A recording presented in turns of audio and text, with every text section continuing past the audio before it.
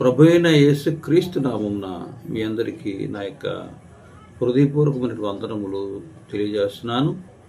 నేను చెప్పే మాటలు మీరు జాగ్రత్తగా గమనించాలని, అర్థం చేసుకోవాలని కోరుతున్నాను. కారణం ఏమిటన్నట్లయితే, బైబిల్ని అర్థం చేసుకుంటే రక్షణ, అపార్థం చేసుకుంటే నిత్య నాశనం. అర్థమైంది మీకు? నాకేదో రకంగా అర్థమైంది, పర్వాలేదు, నేను నాకు నచ్చినట్టుగా, నాకు అర్థమైనట్టుగా చెప్పుకుంటానంటే మీరు చాలా పొరపాటు చేస్తున్నారు. ఎందుకంటే ఒక వాక్యం ఉందండి బైబిల్లో, చూద్దామండి. పేతురుపత్రిక 3వ అధ్యాయము 16వ వచనం చూద్దామండి. వీటిని గూర్చి తన పత్రికలన్నిటిలోనూ బోధించుచున్నాడు. ఎవరు? పౌలు. అయితే వాటిలో కొన్ని సంగతులు గ్రహించుటకు కష్టమైనవి. వీటిని విద్యావిహీనులను, అస్థిరులైన వారును తక్కిన లేఖనములను అపార్థము చేసుకొనున్నట్లు తమ స్వకీయ నాశనమునకు అపార్థము చేయుదురు. స్వకీయ నాశనమునకు అపార్థము. అర్థం పరమార్థం, పరలోక భాగ్యం. అపార్థం స్వకీయ నాశనం, నిత్య నాశనం, అగ్నిగుండం.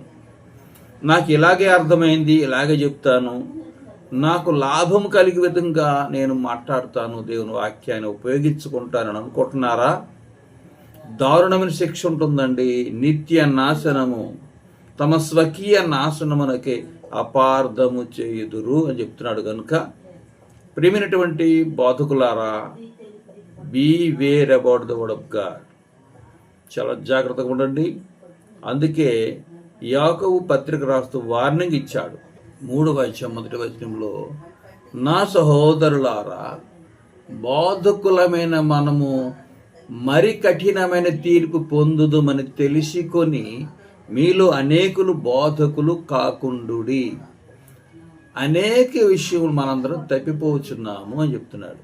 కాబట్టి బోధకులకు కఠిన తీర్పు, కఠినమైన శిక్ష ఉంటుంది బోధకులకి. కనుక అర్థంకైనా అర్థం కాకపోయినా నాకు నచ్చినట్టుగా, నాకు అర్థమైనట్టుగా చెప్పుకుంటాను అనుకుంటే చాలా తప్పు చేస్తున్నారు. కాబట్టి వాక్యాన్ని అర్థం చేసుకోవడానికి ప్రయత్నం చేయాలి. అవతల వారు చెప్పేటప్పుడు కూడా మనం ఏం చేయాలి? అలాగ ఉన్నవా లేవా అని పరిశోధించాలి. వాక్యము తీసి మనం పరిశోధించాలి. అప్పుడే దాన్ని మనము ఏం చేయగలము? వాక్యము అర్థం చేసుకుంటాం. ప్రార్థనా పూర్వకం చదవాలి. మన ఇష్ట ప్రకారంగా చదివితే పనికి రాదు. అందరికీ వందనములు. దేవుడు మిమ్మల్ని దీర్ఘగాక. ఆమేన్.